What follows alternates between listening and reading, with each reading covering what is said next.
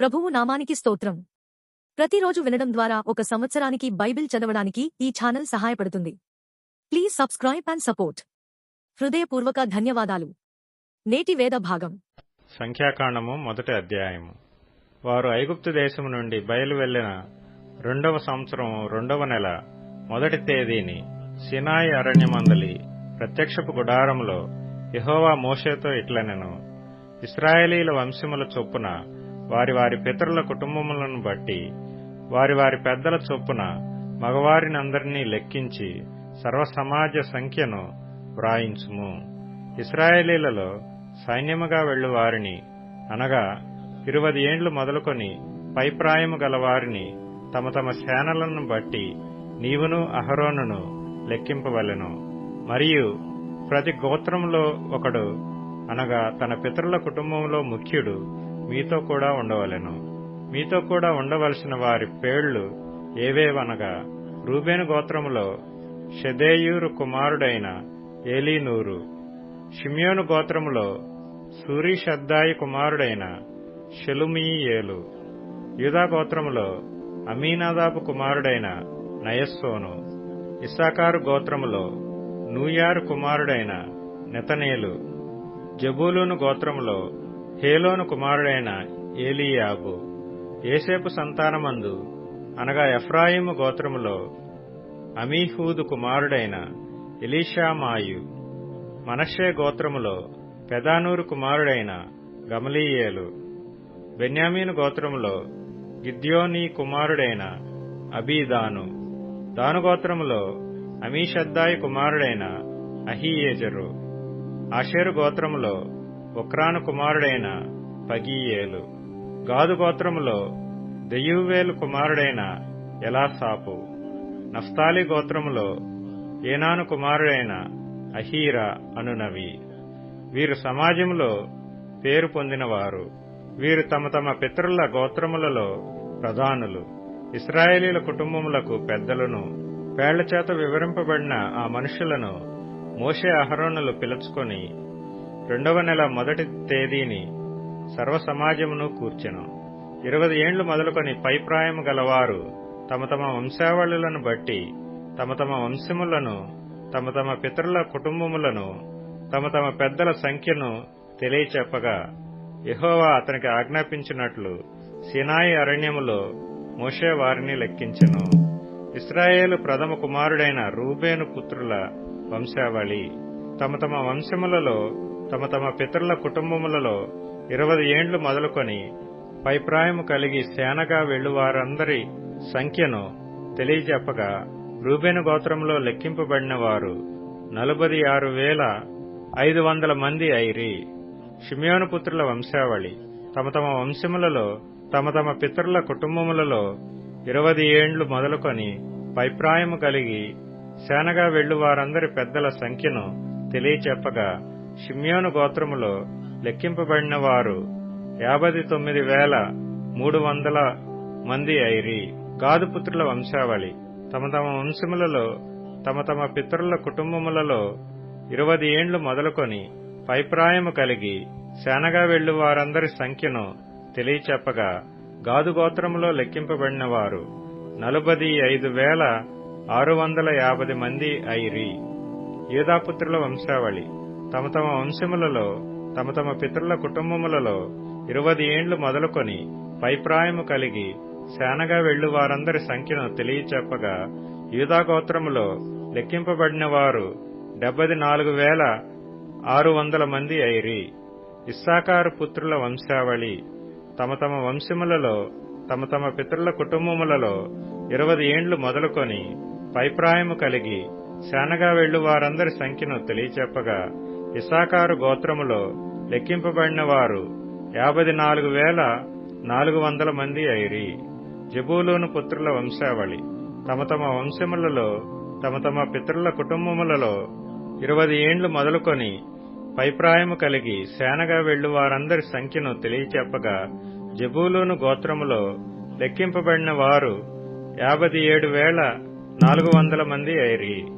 యోసేపు పుత్రుల వంశావళి అనగా ఎఫ్రాయిము పుత్రుల వంశావళి తమ తమ వంశములలో తమ తమ పితరుల కుటుంబములలో 20 ఏండ్లు మొదలుకొని పైప్రాయము కలిగి సేనగా వెళ్ళు వారందరి సంఖ్యను తెలియజెప్పక యోసేపు గోత్రములో లెక్కింపబడిన వారు 40,500 మంది అయిరి. మనష్షే పుత్రుల వంశావళి. తమ తమ వంశములలో తమ తమ పితరుల కుటుంబములలో 20 ఏండ్లు మొదలుకొని పైప్రాయము కలిగి సేనగా వెళ్ళు వారందరి సంఖ్యను తెలియచెప్పగా మనష్షే గోత్రములో లెక్కింపబడిన వారు 32,200 మంది అయిరి. బెన్యామీను పుత్రుల వంశావళి. తమ తమ వంశములలో తమ తమ పితరుల కుటుంబములలో 20 ఏండ్లు మొదలుకొని పైప్రాయము కలిగి సేనగా వెళ్ళు వారందరి సంఖ్యను తెలియజెప్పగా బెన్యామీను గోత్రములో లెక్కింపబడిన వారు 35,400 మంది అయిరి. దానుపుత్రుల వంశావళి. తమ తమ వంశములలో తమ తమ పితరుల కుటుంబములలో 20 ఏండ్లు మొదలుకొని పైప్రాయము కలిగి సేనగా వెళ్ళు వారందరి సంఖ్యను తెలియజెప్పగా దాను గోత్రములో లెక్కింపబడిన వారు 62,700 మంది అయిరి. ఆషేరు పుత్రుల వంశావళి. తమ తమ వంశములలో తమ తమ పితరుల కుటుంబములలో 20 ఏండ్లు మొదలుకొని పైప్రాయము కలిగి సేనగా వెళ్ళు వారందరి సంఖ్యను తెలియజెప్పగా ఆషేరు గోత్రములో లెక్కింపబడిన వారు 41,500 మంది అయిరి. నఫ్తాలి పుత్రుల వంశావళి. తమ తమ వంశములలో తమ తమ పితరుల కుటుంబములలో 20 ఏండ్లు మొదలుకొని పైప్రాయము కలిగి సేనగా వెళ్ళు వారందరి సంఖ్యను తెలియజెప్పగా నఫ్తాలి గోత్రములో లెక్కింపబడిన వారు 53,400 మంది అయిరి. వీరు లెక్కింపబడిన వారు అనగా మోషేయు అహరోనును తమ తమ పితరుల కుటుంబములను బట్టి ఒక్కొక్కడుగా ఏర్పడిన ప్రధానులను లెక్కించిన వారు. అట్లు ఇశ్రాయేలీలలో తమ తమ పితరుల కుటుంబముల చొప్పున లెక్కింపబడిన వారందరూ అనగా 20 ఏండ్లు మొదలుకొని పైప్రాయము కలిగి సేనగా బయలువెళ్లిన ఇశ్రాయేలీలందరూ లెక్కింపబడి 6,30,550 మంది అయిరి. అయితే లేవీయులు తమ పితరుల గోత్రము చొప్పున వారితో పాటు లెక్కింపబడలేదు. ఎలయనగా యెహోవా మోషేతో ఈలాగు సెలవిచ్చి ఉండెను, నీవు లేవీ గోత్రమును లెక్కింపకూడదు, ఇశ్రాయేలీల మొత్తమునకు వారి మొత్తమును చేర్చకూడదు. నీవు సాక్ష్యపు గుడారము మీదను దాని ఉపకరణములన్నిటి మీదను దానిలో చేరిన వాటన్నిటి మీదను లేవీయులను నియమింపుము. వారే మందిరమును దాని ఉపకరణములన్నిటినీ మోయవలెను. వారు మందిరపు సేవ చేయుచు దాని చుట్టూ దిగవలసిన వారై ఇందురు. మందిరము సాగబోవునప్పుడు లేవీయులే దాని విప్పవలెను. మందిరము దిగునప్పుడు లేవీయులే దాని వేయవలెను. అన్యుడు సమీపించిన ఎడల వాడు మరణశిక్ష నొందును. ఇశ్రాయేలీలు తమ తమ సేనల చొప్పున ప్రతివాడును తన తన పాళెములో తన తన ధ్వజమునొద్ద దిగవలెను.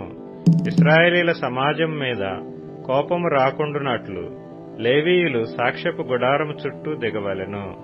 వారు సాక్ష్యపు గుడారమును కాపాడవలెను. యెహోవా మోషేకు ఆజ్ఞాపించిన వాటన్నిటినీ తప్పకుండా ఇశ్రాయేలీలు చేసిరి. సంఖ్యాకాండము 2వ అధ్యాయము. మరియు యెహోవా మోషే అహరోనులకు ఇలాగు సెలవిచ్చెను, ఇశ్రాయేలీలందరూ తమ తమ పితరుల కుటుంబముల టెక్కెములను పట్టుకొని తమ తమ ధ్వజమునొద్ద దిగవలెను. వారు ప్రత్యక్షపు గుడారమునకెదురుగా దాని చుట్టూ దిగవలెను.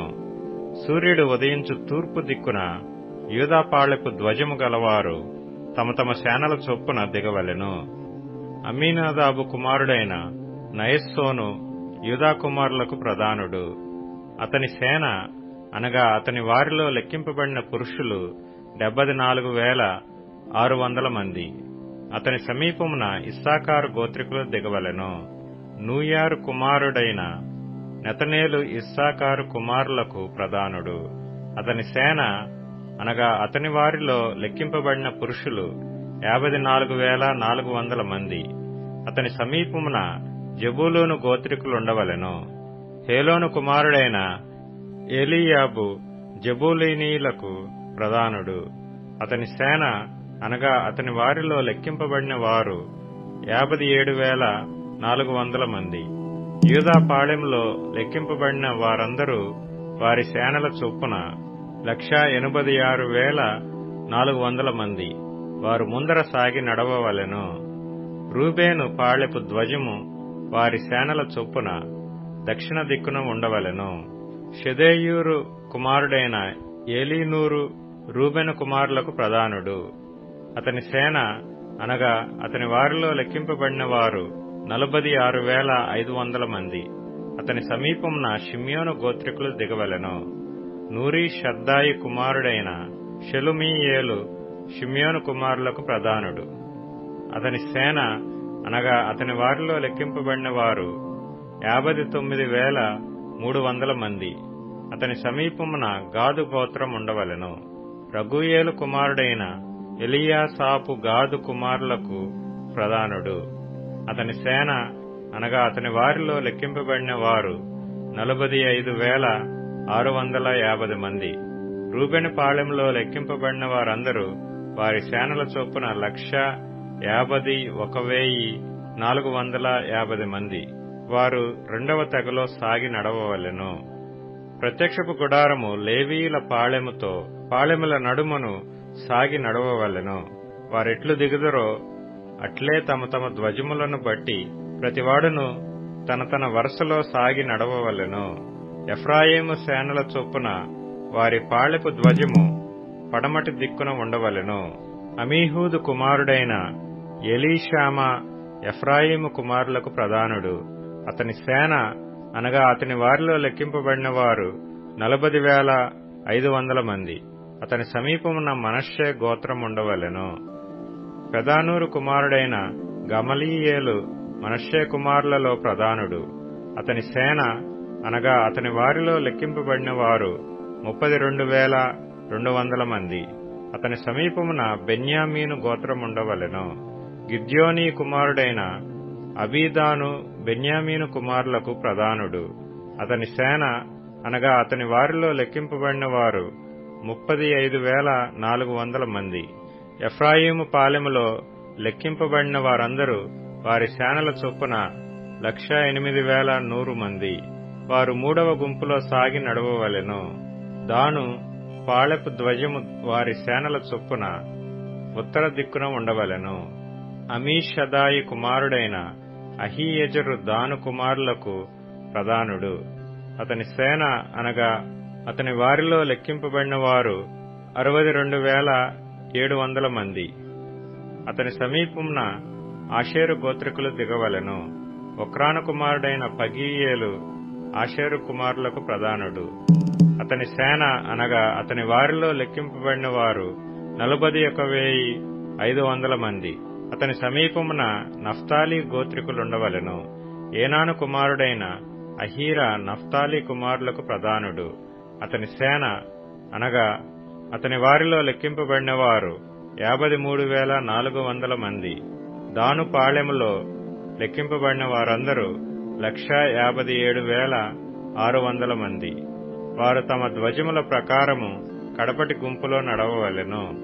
వీరు ఇశ్రాయేలీలలో తమ తమ పితరుల కుటుంబముల ప్రకారము లెక్కింపబడినవారు. తమ తమ సేనల చొప్పున తమ తమ పాళెములలో లెక్కింపబడిన వారందరూ 6,03,550 మంది.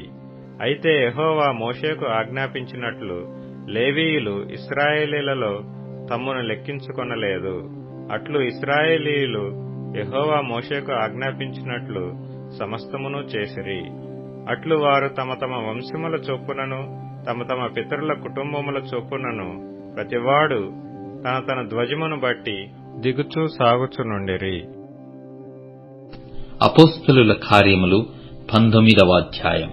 అపోల్లో కొరింథులో నున్నప్పుడు జరిగినదేమనగా, పౌలు పై ప్రదేశములలో సంచరించి ఎఫెసునకు వచ్చి కొందరు శిష్యులను చూచి, మీరు విశ్వసించినప్పుడు పరిశుద్ధాత్మను పొందితిరా అని వారినడగగా, వారు పరిశుద్ధాత్ముడున్నాడన్న సంగతియే మేము వినలేదని చెప్పిరి. అప్పుడతడు, అలాగైతే మీరు దేనిని బట్టి బాప్తిస్మము పొందితిరని అడుగగా, వారు యోహాను బాప్తిస్మమును బట్టియే అని చెప్పిరి. అందుకు పౌలు, యోహాను తన వెనుక వచ్చుని వానియందు అనగా యేసునందు విశ్వాసముంచవలెనని ప్రజలతో చెప్పుచు మారు మనస్సు విషయమైన బాప్తిస్మమిచ్చెనని చెప్పాను. వారు ఆ మాటలు విని ప్రభువైన యేసు నామమున బాప్తిస్మము పొందిరి. తరువాత పౌలు వారి మీద చేతులుంచగా పరిశుద్ధాత్మ వారి మీదికి వచ్చెను. అప్పుడు వారు భాషలతో మాటలాడుటకును ప్రవచించుటకును మొదలుపెట్టిరి. వారందరూ ఇంచుమించు 12 పురుషులు. తరువాత అతడు సమాజ మందిరములోనికి వెళ్లి ప్రసంగించుచు దేవుని రాజ్యమును గూర్చి తర్కించుచు ఒప్పించుచు ధైర్యముగా మాటలాడుచు 3 నెలలు గడిపెను.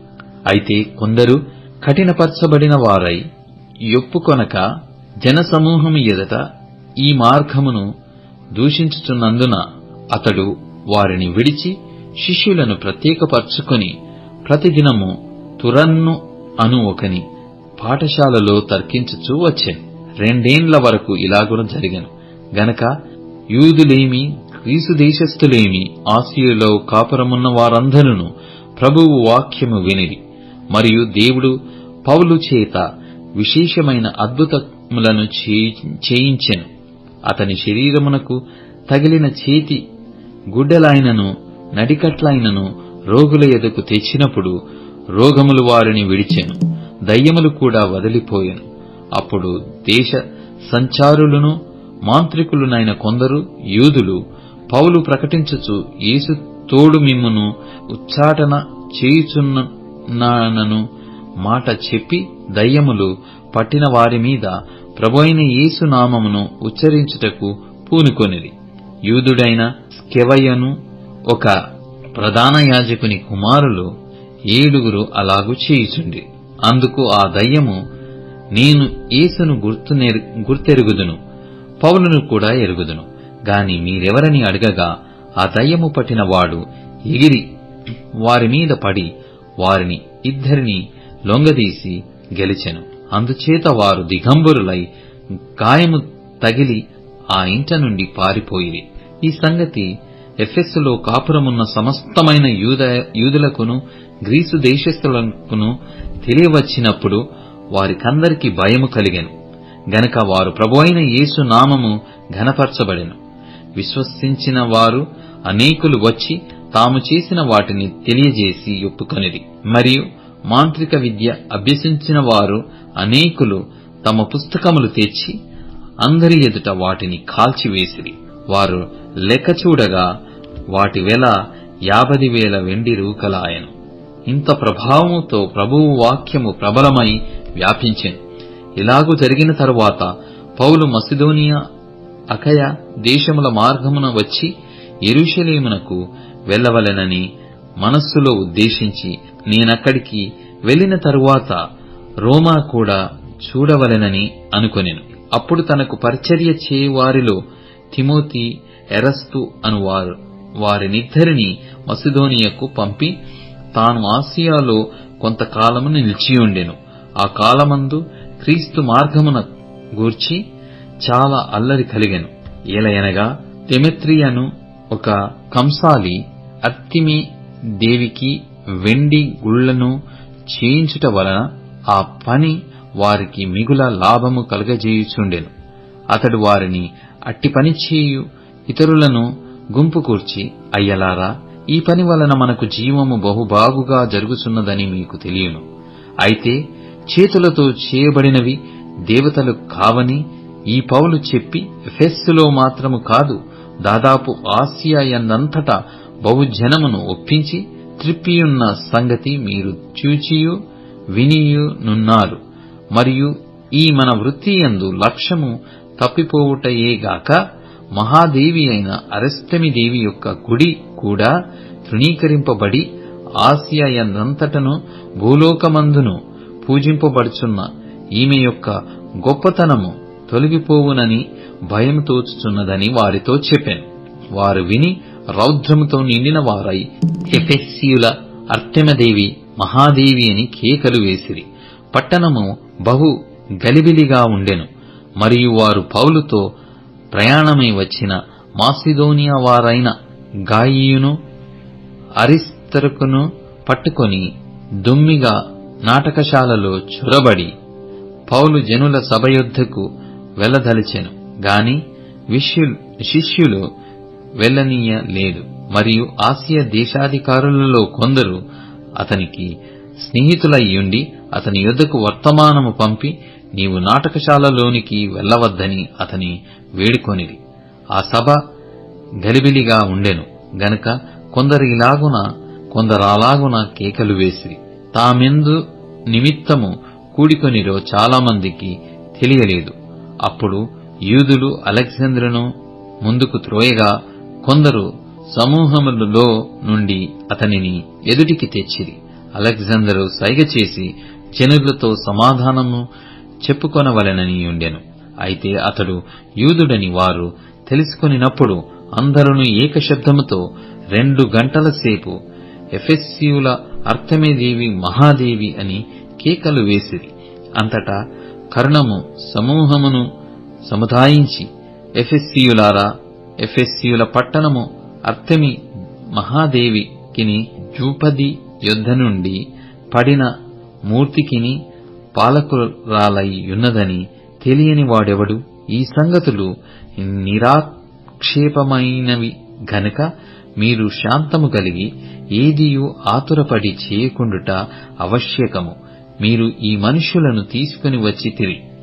వీరు గుడి దోచినవారు కారు, మన దేవతను దూషింపనూ లేదు. దేమేత్రికిని అతనితో కూడనున్న కమసాలులకును ఎవని మీదనైనను వ్యవహారమేదైన ఉన్న ఎడల న్యాయసభలు జరుగుతున్నవి. అధిపతులు ఉన్నారు గనక వారు ఒకరితో ఒకరు వ్యాజ్యమాడవచ్చును. అయితే మీరు ఇతర సంగతులను గూర్చి ఏమైనను విచారణ చేయవలెనని ఉంటే అది క్రమమైన సభలో పరిష్కారమగును. మనము ఈ గలిబిలిని గూర్చి చెప్పదగిన కారణమేమీయూ లేనందున నేడు జరిగిన అల్లరిని గూర్చి మనలను విచారణలోనికి తెత్తురేమో అని భయము మావుచున్నది. ఇట్లు గుంపు కూడినందునకు తగిన కారణము చెప్పజాలమని వారితో అనెను. అతడిలాగు చెప్పి సభ ముగించెను. అపోస్తలుల కార్యములు 20వ అధ్యాయం. ఆ అల్లరి అణిగిన తరువాత పౌలు శిష్యులను తన యొద్దకు పిలువనంపించి హెచ్చరించిన మీదట వారి యొద్ద సెలవు పుచ్చుకుని మాసిదోనియాకు వెళ్ళుటకు బయలుదేరెను. ఆ ప్రదేశముల యందు సంచరించి పెక్కు మాటలతో వారిని హెచ్చరించి గ్రీసునకు వచ్చెను. అతడు అక్కడ 3 నెలలు గడిపి ఓడ ఎక్కి సిరియాకు వెళ్లవలెననియుండగా అతని విషయమై యూదులు కుట్ర చేయుచున్నందున మసిదోనియా మీదుగా తిరిగి రావలెనని నిశ్చయించుకొనెను. మరియు పుర్రు కుమారుడును బెరయ పట్టణస్థుడునైన సోపత్రును, దెసలోనికయలో అరిస్తరకును, సెకందును, దెర్బే పట్టణస్థుడైన గాయియును, తిమోతియును, ఆసియా దేశస్థులైన తనకు త్రోఫిమును అతనితో కూడా వచ్చిరి. వీరు ముందుగా వెళ్లి త్రోయలో మా కొరకు కనిపెట్టుకొనియుండిరి.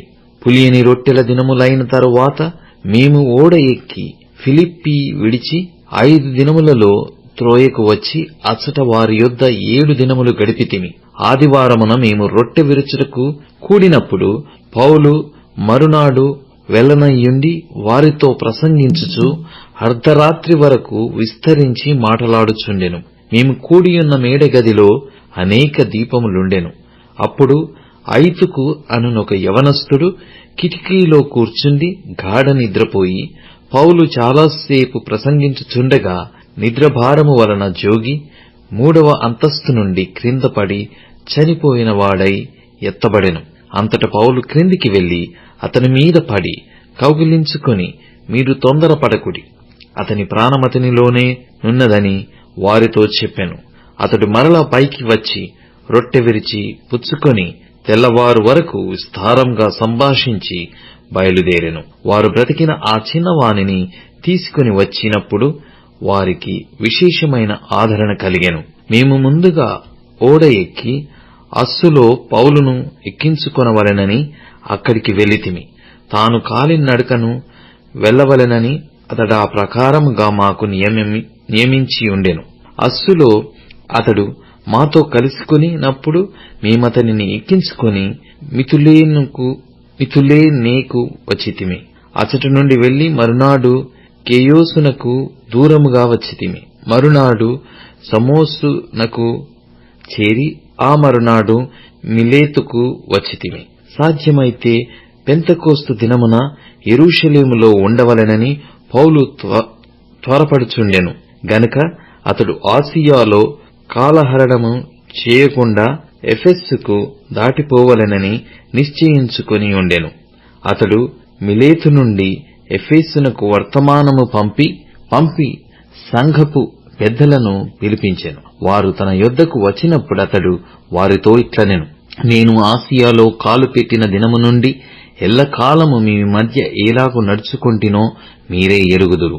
యూదుల కుట్ర వలన నాకు శోధనలు సంభవించినను కన్నీళ్లు విడుచుచు పూర్ణమైన వినయభావముతో నేనెలాగు ప్రభువును సేవించుచుంటినో మీకే తెలియును. మరియు ప్రయోజనకరమైనది ఏదియు దాచుకొనక బహిరంగముగాను ఇంటింటను మీకు తెలియజేయుచు బోధించుచు దేవుని ఎదుట మారు మనస్సు పొంది మన ప్రభువైన యేసుక్రీస్తునందు విశ్వాసముంచవలెనని యూదులకును గ్రీసు దేశస్థులకును ఏలాగు సాక్ష్యమిచ్చుచుంటినో ఇదంతయు మీకు తెలియును. ఇదిగో నేనిప్పుడు ఆత్మయందు బంధింపబడిన వాడనై యెరూషలేమునకు వెళ్ళుచున్నాను. అక్కడ నాకు ఏమేమి సంభవించునో తెలియదు గాని బంధకములను శ్రమలను నా కొరకు కాచుకుని యున్నవని పరిశుద్ధాత్మ ప్రతి పట్టణములోనూ నాకు సాక్ష్యమిచ్చుచున్నాడని తెలియను. అయితే దేవుని కృపా సువార్తను గూర్చి సాక్ష్యమిచ్చుటయందు నా పరుగును నేను ప్రభువైన యేసు వలన పొందిన పరిచర్యను తుదమిట్టింపవలెనని నా ప్రాణమును నాకెంత మాత్రమును ప్రియమైనదిగా ఎంచుకొనుటలేదు. ఇదిగో దేవుని రాజ్యమును గూర్చి ప్రకటించుచు నేను మీ మధ్యను సంచరించుచుంటిని. మీలో ఎవరునూ ఇక మీదట నా ముఖము చూడరని నాకిప్పుడు తెలియను. కాబట్టి మీలో ఎవరి నాశనము విషయమైనను నేను దోషిని కానని నేడు మిమ్మును సాక్ష్యము పెట్టుచున్నాను. దేవుని సంకల్పమంతయు మీకు తెలపకుండా నేనేమీయూ దాచుకొనలేదు. దేవుడు తన స్వరక్తమిచ్చి సంపాదించిన తన సంఘమును కాయుటకు పరిశుద్ధాత్మ మిమ్మును దేనియందు అధ్యక్షులనుగా ఉంచెనో ఆ యావత్తు మందను గూర్చియు మీ మట్టుకు మిమ్మును గూర్చియు జాగ్రత్తగా ఉండుడి. నేను వెళ్లిపోయిన తర్వాత క్రూరమైన తోడేళ్లు మీలో ప్రవేశించునని నాకు తెలియను. వారు మందను కనికరింపరు మరియు శిష్యులను తమ వెంట ఈడ్చుకుని పోవలెనని వంకర మాటలు పలుకు మనుష్యులు మీలోనే బయలుదేరుదురు. కావున నేను 3 సంవత్సరములు రాత్రింబగళ్ళు కన్నీళ్లు విడుచుచు ప్రతి మనుషునికి మానక బుద్ధి చెప్పితినని మీరు జ్ఞాపకం చేసుకుని మెలకువగా ఉండుడి. ఇప్పుడు దేవునికి ఆయన కృపా వాక్యమునకును మిమ్మును అప్పగించుచున్నాను. ఆయన మీకు క్షేమాభివృద్ధి కలగజేయుటకును పరిశుద్ధ పరచబడిన వారందరిలో స్వాస్థ్యము అనుగ్రహించుటకును శక్తిమంతుడు. ఎవని వెండినైనను బంగారమునైనను వస్త్రములనైనను నేను ఆశింపలేదు.